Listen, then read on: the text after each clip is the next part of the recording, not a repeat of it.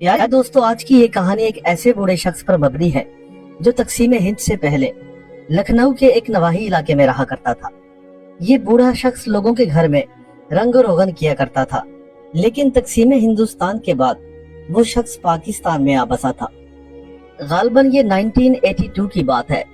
एक सुबह मैं उठा और नाश्ता करने के बाद जैसे ही अखबार उठाया तो मेरी मिसेज मेरे साथ आकर बैठ गई। अजी सुनते हैं, घर कितना खराब हो रहा है, जरा दीवारों को तो देखें, जगह जगह से प्लस्तर उखड़ रहा है और तकरीबन 4 साल हो गए हैं हमने दीवारों को रोगन ही नहीं किया। आप रोज सुबह सवेरे उठकर सारा दिन अखबार लेकर बैठ जाते हैं, घर के काम क्या मैं करूंगी? मेरी बेगम ने मुंह बसोरते हुए और खा जाने वाली नजरों से मुझे देखते हुए कहा। मैंने हड़बड़ाकर अखबार मेज पर रख दिया और उससे मुखातिब हुआ, अजी क्यों नहीं, इस घर में तो आपका ही हुक्म चलता है। मैं अभी जाता हूँ, कोई ना कोई रंग वाला जरूर पकड़ कर लाऊंगा। ये कहकर मैं अपनी कुर्सी से उठ खड़ा हुआ और घर से बाहर निकल गया। तकरीबन 2-4 गलियां मुड़ने के बाद मैं बाजार के मेन दरे के करीब आ चुका था। इस बाजार की बाईं तरफ सारी रंगो रोगन की दुकानें थी और इस मार्केट का फासला हमारे घर से तकरीबन 2 फरलांग का था। दुकान पर पहुंचने के बाद मुझे वहां एक बूढ़ा शख्स मिला जो घर की लेपा पोती किया करता था। खैर, मैंने उससे अपने सारे मामला तय किए और उसे घर दिखाने के लिए ले आया। अगले ही रोज वो तकरीबन सुबह 8 बजे मेरे दरवाजे पर मौजूद था। इस बूढ़े शख्स का नाम संतोष था। मैंने जूं ही दरवाजा खोला तो संतोष मेरे सामने खड़ा था। जी तो संतोष, तुम आ गए हो? जी साहब जी, आप घड़ी पर टाइम चेक कर सकते हैं। मैंने आपसे 8 बजे आने का कहा था, सो वादे के मुताबिक मैं पहुंच गया हूँ।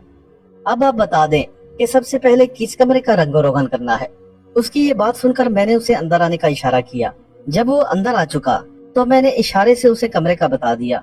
वो अपना सामान लेकर कमरे में घुस गया और कमरे की चीजें उलट पुलट करने लगा। सामान की खड़खड़ाहट की आवाज सुनकर मैं कमरे में जा घुसा। संतोष, क्या कर रहे हो? अरे साहब जी, आपको पता नहीं कि सामान निकाले बगैर भला मैं कैसे इस कमरे को रंग करूंगा। खैर, हम दोनों ने मिलकर कमरे का फर्नीचर और बाकी मांदा सामान उठाकर बाहर सहन में रख दिया। मैं कमरे से निकलकर सीधा किचन की तरफ गया और उसके लिए चाय ले आया, लेकिन अब तक वो अपना काम शुरू कर चुका था। साहब जी, चाय ले जाएं। मैं काम करने के बाद ही चाय पीता हूँ। अगर अभी ही काम करना छोड़कर मैंने चाय पीना शुरू कर दी तो दोबारा मेरा काम करने को दिल न करेगा। उसके मुंह से ये बात सुनकर मैं कुछ देर के लिए हक्का बक्का उस सफेदी करने वाले बूढ़े शख्स को देखता रहा। वो वाकई में अपने काम के साथ मुखलिस था। जब उसने कमरे की एक दीवार मुकम्मल कर ली तो दूसरी की तरफ बढ़ा।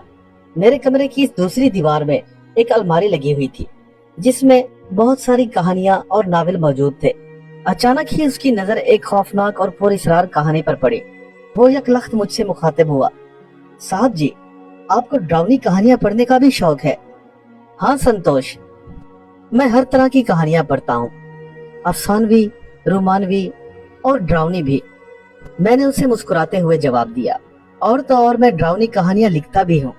मेरी ये बात सुनकर संतोष एक लम्हा हैरत भरी नजरों से मेरी तरफ देखता रहा और फिर मुस्कुराकर दीवार पर ब्रश चलाने लगा। साहब जी, मेरे पास भी एक कहानी है। शायद आपने आज तक ऐसी कहानी न देखी न सुनी होगी। मेरे ख्याल में अगर आप वो कहानी अपनी किताबों में छाप दें तो आपकी किताबें धड़ाधड़ बिकेंगी।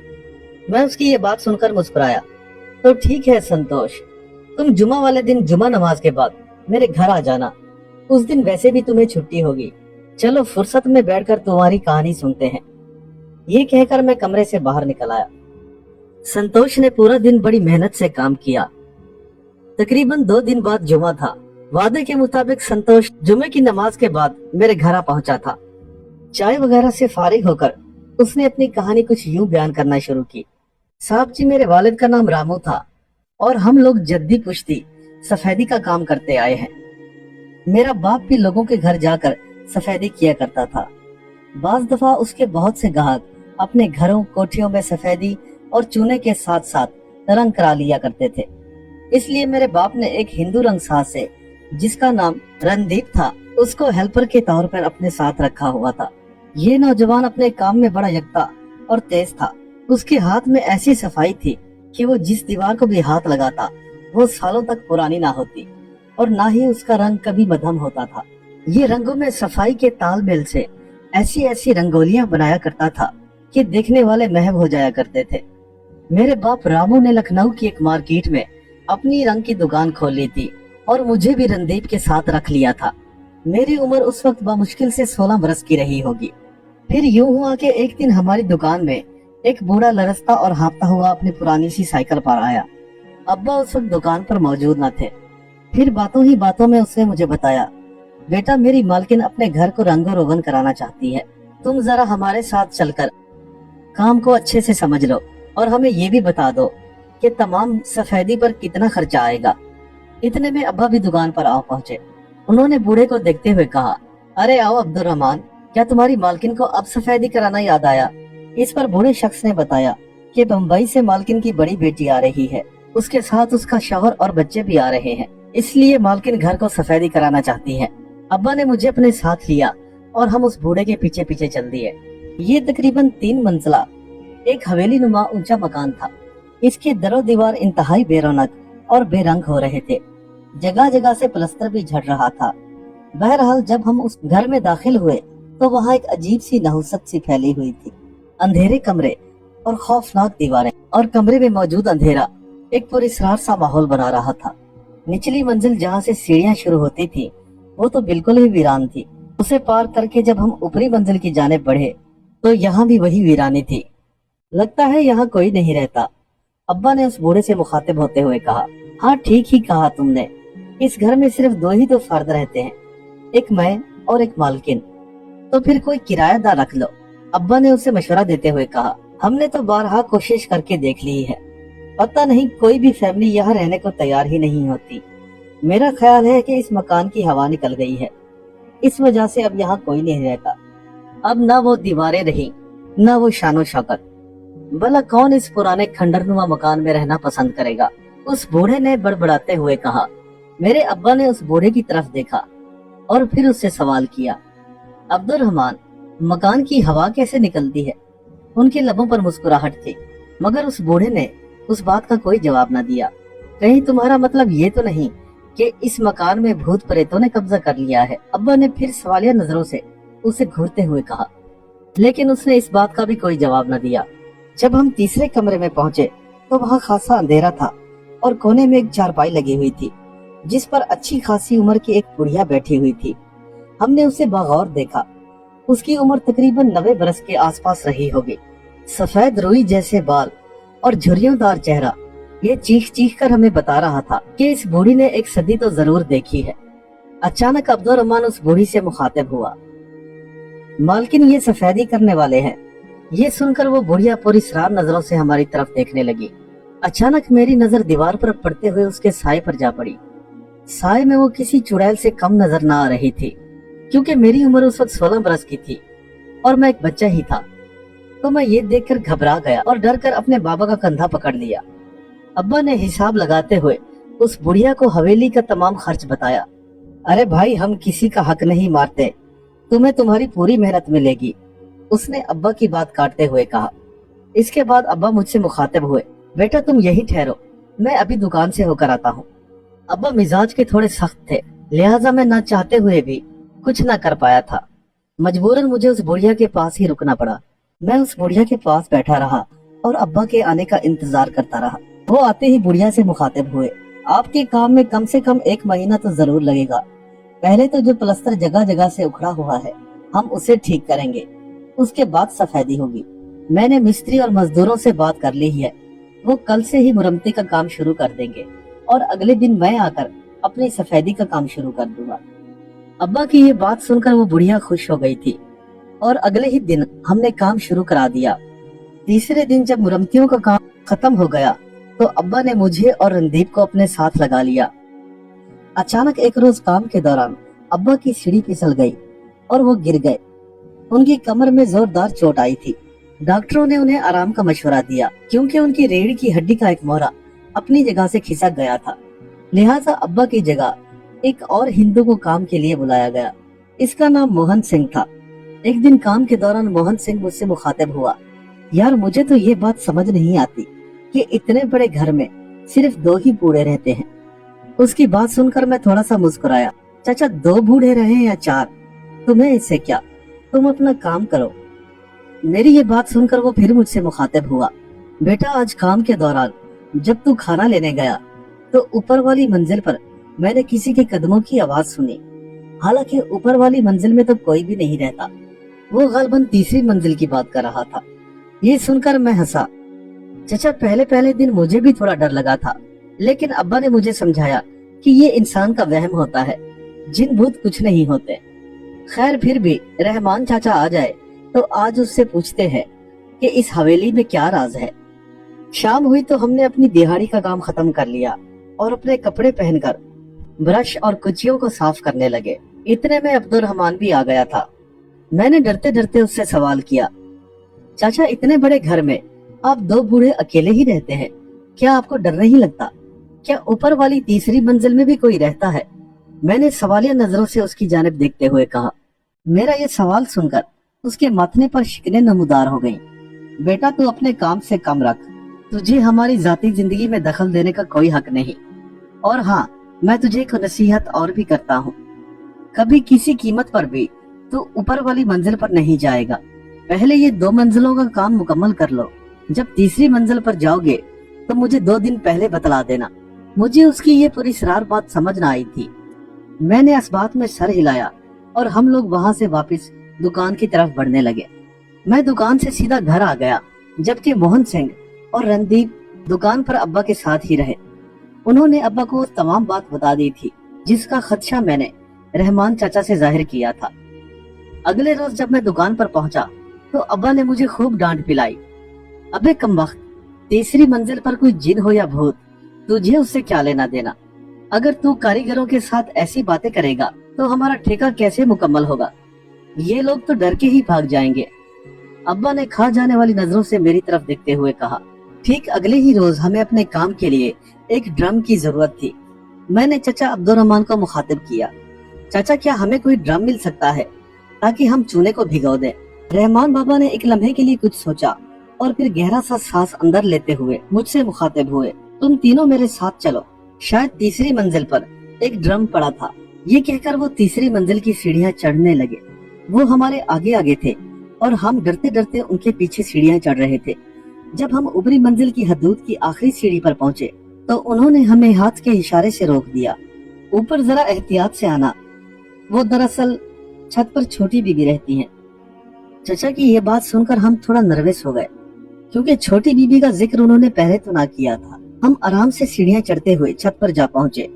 हमारे सामने एक निहायत ही दुबली पतली औरत, जो कि शक्ल से काफी हसीन थी, छत पर टहल रही थी। उसकी आंखें मुसलसल गर्दिश कर रही थी, जैसे वो किसी को तलाश कर रही हो।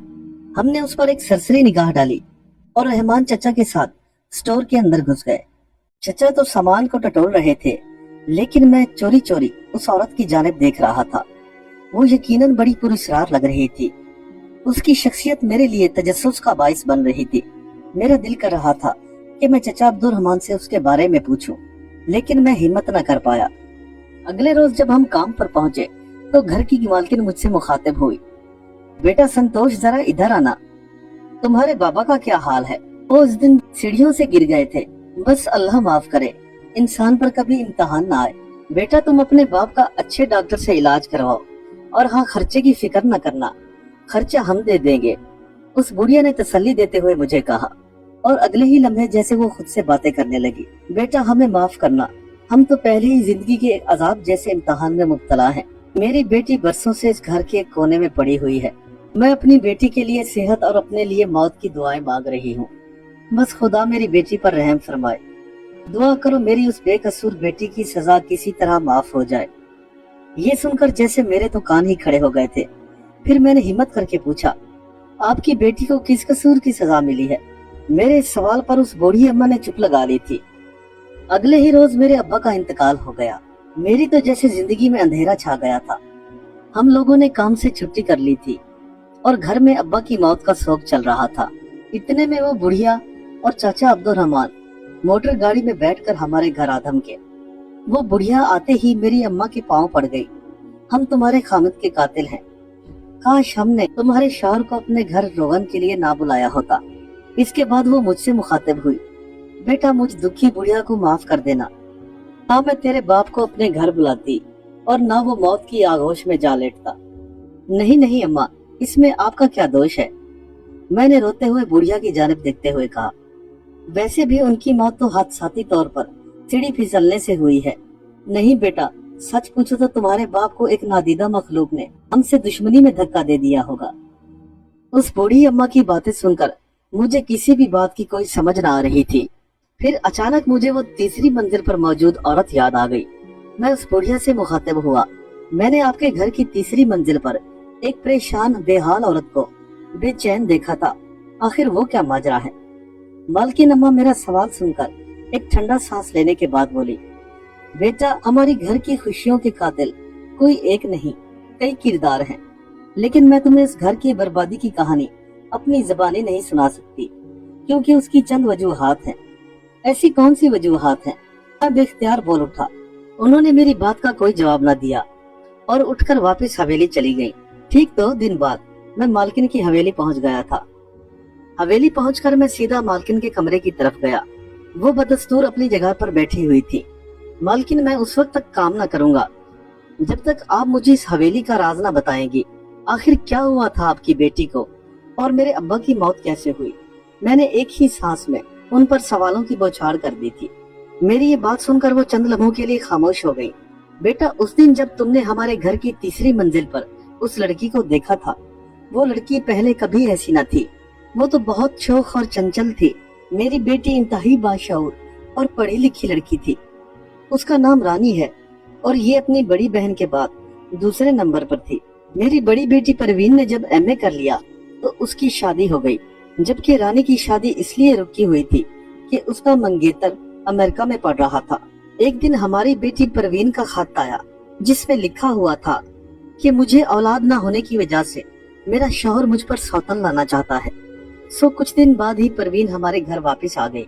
किसी ने हमें बताया कि यहाँ से थोड़ी दूर एक क्रिश्चियन आमिल रहता है जो तावीज गंडे वगैरह करता है। आप उससे मिलके देखें, शायद उसके दिए हुए तावीज या किसी गंडे से परवीन को औलाद हो जाए। सो उस रोज परवीन ने रानी को कहा कि तुम भी मेरे साथ चलो। वो दोनों जब उस क्रिश्चियन आमिल के पास पहुंची, ये देखकर हैरान हो गई कि वो क्रिश्चियन आमिल इंतहाई काली स्या रंगत का उधेड़ उम्र का एक चीचक ज़दा शख्स था। शक्ल और सूरत से ही वो कोई औरत परस्त किस्म का इंसान लग रहा था। उसने परवीन को कहा कि वो उसे एक ऐसा मौसर टोटका बताएगा जिसकी बदौलत उसके यहाँ औलाद जरूर पैदा होगी। लेकिन औलाद पैदा होने के बाद वो इस काम का हदिया पैसों की सूरत में नहीं बल्कि किसी और सूरत में अदा करना होगा। परवीन ने उसकी बात सुनकर परेशानी के आलम में पूछा कि तुम क्या कीमत लोगे? ये सुनकर उस बदशक्ल आमिल ने कहा, जब तुम्हारी औलाद हो जाएगी तो तुम्हें अपनी इस खूबसूरत बहन को मुझे देना होगा। उसका इशारा रानी की तरफ था। उस वक्त परवीन अपनी गर्ज में इतनी महव थी कि उसे आमिल की बात का ध्यान न रहा था। दूसरी जानिब रानी ने उस बात को आमिल का मजाक समझते हुए हाँ में जवाब दे दिया। हाँ, मैं तुमसे शादी कर लूंगी, तुम बस मेरी बहन की माँ बनने की तमन्ना पूरी कर दो। तुम लोग जाओ और बेफिक्र हो जाओ। आमिल ने रानी को घूरते हुए कहा, लेकिन याद रखना, शादी वाले वादे पर कायम रहना। लेकिन रानी और परवीन ने उसके अल्फाज पर जरा भी गौर न दिया और वहाँ से वापस चली आई। ठीक 10 माह बाद परवीन के यहाँ 2 खूबसूरत लड़के पैदा हुए। वो अपने खानदान में और शौहर के आगे सुरखरू हो चुकी थी। अगले रोज परवीन और रानी उस आमिल के घर गए ताकि मिठाई और तहाइफ दिए जाए, लेकिन आमिल ने तहाइफ और मिठाइयाँ लेने से इनकार कर दिया था। अब वो बाजिद था कि रानी की शादी उससे कर दी जाए। क्या बकवास कर रहे हो जलील इंसान, मेरी बहन की पहले से ही मंगनी मेरे चचा के बेटे के साथ हुई है। उसने बढ़कर आमिल के मुंह पर एक जोरदार थप्पड़ मार दिया। तुम्हें मेरी बेइज्जती बहुत महंगी पड़ेगी, देखना मैं तुम लोगों का क्या हाल करता हूँ। आमिल ने अपने गाल पर हाथ फेरते हुए कहा। वो आमिल बहुत ही जनूनी इंसान था। एक रोज रानी बाजार जा रही थी कि वो आमिल कहीं से आ टपका। उसने बाजार में ही रानी का हाथ पकड़ लिया था, जिससे रानी की बहुत बदनामी हो गई थी। इस वाक़ये को अभी चंद माह ही गुजरे थे कि रानी का मंगेतर अमेरिका से पढ़कर वापस आ गया था। अब रानी की शादी बड़ी धूमधाम से उसके कजन के साथ हो गई थी। लेकिन सुहाग रात वाली रात जैसे ही रानी के शौहर ने उसका घूंघट उठाया तो उसे एक शदीद सी बदबू का एहसास हुआ। उसने फौरन ही घबराकर अपनी जेब से रुमाल निकाला और अपने नाक पर रख लिया। रानी ये देखकर हैरान हो गई। कमरे में एक अजीबोगरीब सी बदबू फैल चुकी थी। उन्होंने इधर उधर देखा, लेकिन कमरे में ऐसी कोई भी चीज न थी कि जिसकी वजह से ये बदबू पैदा हो रही हो। उसके शौहर ने उसकी जानिब देखते हुए कहा, रानी ये बदबू तुम्हारे जिस्म से आ रही है, ये तुम क्या बकवास कर रहे हो? रानी ने रोते हुए सवाल किया। मैं सच कह रहा हूँ रानी, तुम्हारे जिस्म से बहुत बदबू आ रही है। ये सुनकर रानी तो जैसे पागल हो गई थी। बस इसी झगड़े ने इतना तूल लिया कि रानी को तलाक हो गई। तमाम खानदान वाले और आस पड़ोस के लोग रानी से नफरत करने लगे थे। परवीन और उसके शौहर ने रानी को जगह जगह डॉक्टरों और हकीमों को दिखाया, लेकिन फिर भी कोई खातिर खा रिजल्ट न मिला। रानी अब सारा दिन परवीन को कोसती रहती और उससे लड़ती रहती कि तुम्हारी वजह से मेरे साथ ऐसा हुआ है। उसके हालात दिन ब दिन बदतर होते जा रहे थे। फिर यूं हुआ कि एक दिन रानी अचानक घर से गायब हो गई। उसे बहुत तलाश किया गया और पुलिस स्टेशन में भी रिपोर्ट दर्ज कराई गई। फिर पता चला कि रानी उस आमिल क्रिश्चियन के पास चली गई थी। उसने आमिल पर तेज छुरी के वार किए थे, जिसकी वजह से उसकी मौत हो गई थी। लेकिन मरने से पहले उस आमिल ने रानी को एक और बद्दुआ दी थी। एक तो तूने मुझसे शादी नहीं की और दूसरा मुझे कत्ल करने आ पहुंची है। अगर मैं मर गया तो याद रखना, तो सारी जिंदगी किसी मर्द की कुर्बत को तरसेगी। जो भी मर्द तेरे करीब आएगा वो तुझे धुतकारेगा। तू मौत मांगेगी, लेकिन वो भी तुझे नसीब ना होगी। और मैं तेरे घर के दरो दीवार में हमेशा बदरूह बनकर तुझे बेसुकून करता रहूंगा। बस बेटा, ये सब कहकर वो ईसाई आमिल मर गया। उस बुढ़िया मालकिन की आंखों में आंसू थे। रानी के अब्बा सदमे से मर गए और रानी को 10 साल की कैद हो गई थी। जेल वालों ने भी रानी को रखने से मना कर दिया था। बस उस दिन के बाद रानी हमारी हवेली की तीसरी मंजिल पर अकेली रहती है। और तुम्हारे वालिद की मौत भी उस आमिल की बदरूह की वजह से हुई। वो खबीस मर तो गया, लेकिन उसकी रूह अब भी इस घर की दरो दीवार में हमेशा हमारे सुकून को बर्बाद करने के लिए तुली रहती है। जब भी उसकी भटकती रूह हमें नजर आती है तो कोई न कोई हादसा जरूर होता है। जब भी हम कोई खुशी का सामान करते हैं तो वो बदरूह हमसे बदला लेती है और इस घर को फिर वीरान कर देती है। जिस तरह तुम्हारे अब्बा की मौत इस घर में हुई। ये सारी कहानी सुनने के बाद मैंने मालकिन को बहुत तसल्ली दी और उठकर अपने काम की जानिब आ गया। जिस सीढ़ी पर मैं चढ़ा हुआ काम कर रहा था, अगले ही लम्हे वो अपनी जगह से खिसकी और मैं सीढ़ी समेत मालकिन के ऊपर आ गिरा। 90 साला मालकिन ये चोट बर्दाश्त न कर पाई थी और वहीं उसकी जान निकल गई।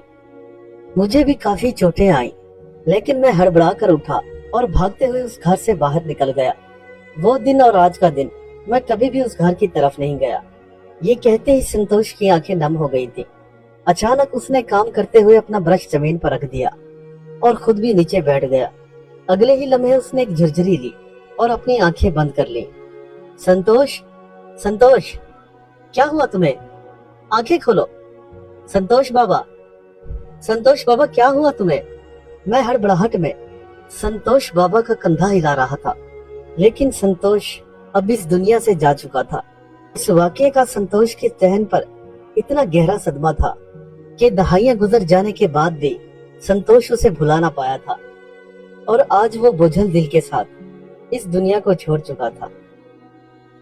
उम्मीद करता हूँ मेरे दोस्तों को आज की कहानी पसंद आई होगी। दोस्तों से रिक्वेस्ट है कि चैनल को ज्यादा से ज्यादा सब्सक्राइब करें और वीडियो को शेयर करना ना भूलें। मिलते हैं कल एक नई कहानी के साथ। तब तक के लिए अल्लाह हाफिज।